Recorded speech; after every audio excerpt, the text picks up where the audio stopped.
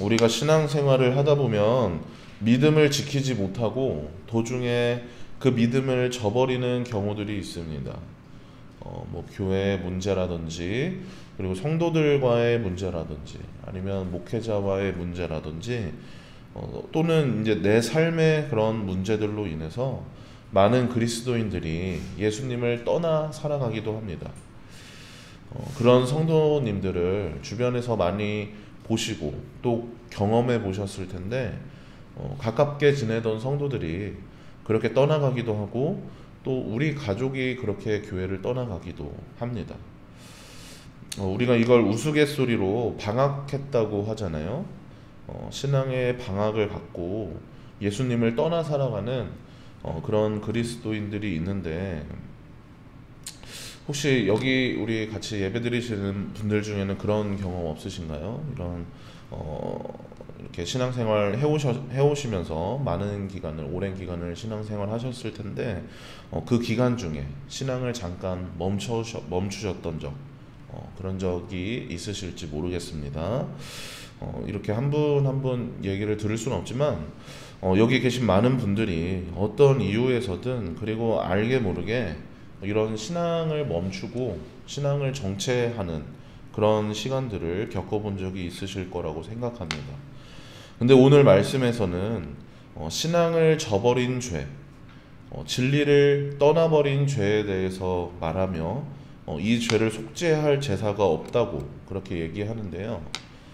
이 죄는 좀 전에 말씀드렸던 어떤 신앙의 정책이나 이런 것과는 차원이 다른 것입니다.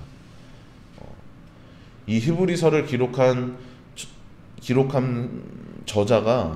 기자가 이 진리에 대해서 이렇게 강하게 말하는 이유는요, 지금 이 말씀을 받는 이 교회가 처한 상황, 이 히브리서 편지를 전달받는 그 최초의 독자들이 처한 그 상황 때문인데요.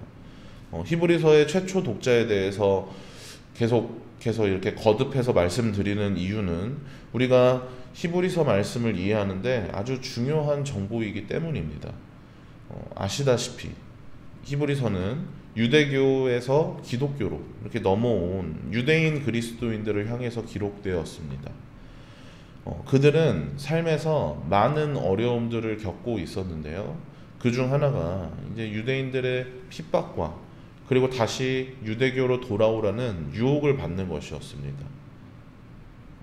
한때 그리스도인으로서 믿음을 실천하고, 그리고 예수님의 사랑을 실천하고 복음을 전하며 성도들을 돕고 섬기던 그들이었지만, 그러한 유대인 그리스도인들이었지만, 삶에서 겪는 문제 앞에서는 힘을 잃고 좌절하며 쓰러졌습니다.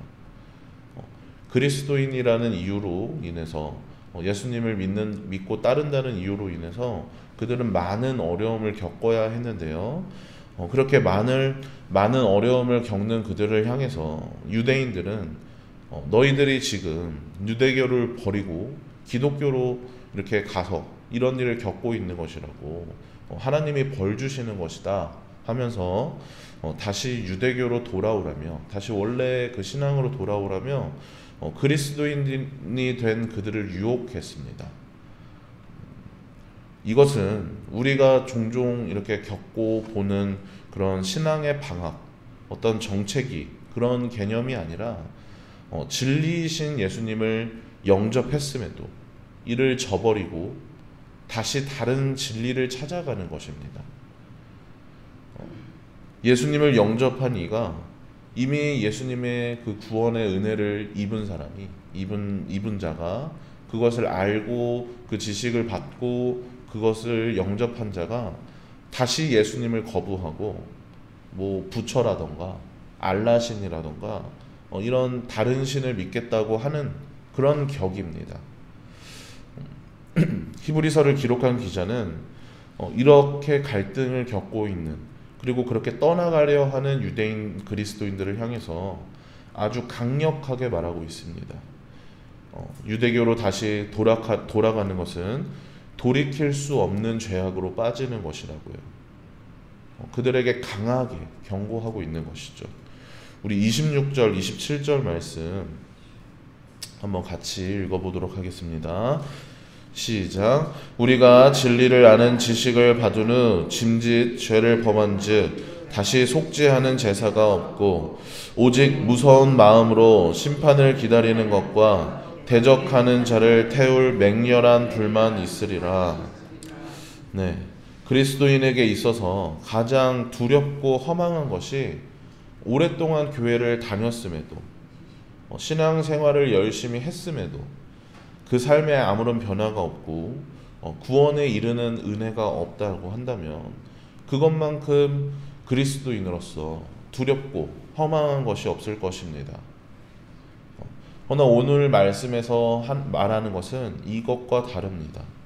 진리를 알매도 그 진리를 알고 이를 믿고 마음에 받았음에도 그 진리를 저버리고 떠나버리는 것에 대해서 그 죄를 속죄하여 줄, 그 죄를 사하여 줄 제사가 없다고 이렇게 말하는 것입니다. 신앙을 잠시 쉬고 휴식하는 어떤 그런 차원이 아니라 예수님을 아예 저버리고 뭐 부처가 진리다, 알라가 진리다 하는 것을, 그런 것을 얘기하는 것이죠. 여기서 중요한 것은 바로 이것이라고 생각되는데요. 진리를 아는 지식을 받은 후라는 것이 중요합니다. 진리를 아는 지식을 받았음에도, 그렇게 진리를 알았음에도 예수님만이 구원에 이르는 유일한 길임을, 우리의 죄를 사하여 주시고 십자가에 매달려 죽으시고 하늘로 오르셨음을 알매도, 그것을 믿고 영접하였음에도 고의로 예수님을 저버리는 죄, 이 죄에 대해서 말하는 것입니다. 예수 그리스도 외에는 구원에 이르는 다른 길이 없습니다. 십자가에 달려 죽으신 예수님만이 우리의 죄를 용서하여 주시고 우리를 정결케 하셨습니다. 즉 예수님만이 우리의 유일한 구원자이시고 그렇기에 예수님만이 진리입니다. 이러한 예수 그리스도, 이 복음을 믿지 않고는 결코 하나님의 나라에 들어갈 수 없습니다. 이를 믿지 않는 자는 어떻게 됩니까? 결국에 하나님의 진노로 인해서 심판에 이르게 될 것이고 영벌을 피할 수가 없을 것입니다. 이러한 사실을 알고도 예수 그리스도를 떠나는, 진리를 떠나는 죄는 속죄할 제사가 없다고 할 만큼 크고 무거운 죄입니다. 진리를 알았음에도 떠나가는 죄는 결코 가볍지 않습니다. 그럼에도 우리는 유혹에 약합니다. 유혹 앞에서 우리는 너무나 연약하고 삶의 문제와 고난 앞에서 너무도 쉽게 무너지는데, 그러한 성도들을 향해서 히브리서 기자는, 이렇게 강력하게 경고하고 있는 히브리서 기자는 그 유혹에 흔들리며 힘겨워하는 그리스도인들을 향해서 이렇게 얘기하는데요. 우리 32절 말씀 한번 같이 읽어보겠습니다. 시작. 전날에 너희가 빛을 받은 후에 고난의 큰 싸움을 견디어낸 것을 생각하라. 아멘. 네, 예수님을 믿고 신앙생활을 하면서 싸워내고 견뎌낸 것을 떠올리라고 합니다. 그것을 생각하라고 합니다. 신앙생활의 과정에서 겪은 일들을 떠올리며 비방과 환난과 조롱을 견뎌내며, 그리고 성도들과 함께 교제하고 그렇게 신앙을 경험하며 살아낸 것들, 그것을 떠올리라고 하는 것입니다. 그리고 이렇게 예전에 과거에 겪었던, 과거의 믿음을 지켜나갔던 그런 방법들을 떠올리는 것은 이스라엘의 신앙을 이어가던 그런 방법이었고, 또 하나님이 이스라엘로 하여금 고난과 핍박과 유혹을 견뎌내게 하셨던 그런 방법이었습니다. 그들이 어려움을 겪지 않았습니까? 이스라엘 백성들이 많은 어려움을 겪었는데 아수르에 의해서, 그리고 바벨론에 의해서 그렇게 침략을 당하고 성전이 무너지며 먼 타지에서 포로로 생활할 때 그들이 하나님이 어디 계신가 하고 물을 때에 하나님은 과거를 떠올리게 하셨습니다. 하나님께서 이스라엘에 행하신 일들, 그 일들을 기억하게 하시고 노예 생활을 벗어나게 하신 하나님, 광야에서 낮이면 뜨거운 햇빛과 밤이면 살을 애는 듯한 그 추위를 견뎌내게 하셨던 하나님, 약속의 땅에서 이른 비와 늦은 비로 복 주시며 이스라엘을 인도하시고 축복하신 그 하나님을 그 일들을 떠올리면서 그들의 그 신앙을 지켜내고 그 어려운 시기, 그 핍박의 시기를 견뎌내게 하셨습니다. 그리고 미래에 대한 소망을 주시면서 언제 끝날지 모르는 이 어둡고 긴 터널을 지나갈 수 있도록 그렇게 힘을 더하여 주셨습니다. 고난이 길어지면 지칠 수 있지만, 그렇게 힘들 수 있지만, 이전에 그렇게 싸워온 것들을 기억하고 앞으로 주님께서 주실 그 상을 기대하며 믿음으로 살아가야 합니다. 38절과 39절 말씀 제가 읽어드리도록 하겠습니다. 나의 의인은 믿음으로 말미암아 살리라. 또한 뒤로 물러가면 내 마음이 그를 기뻐하지 아니하리라 하셨느니라.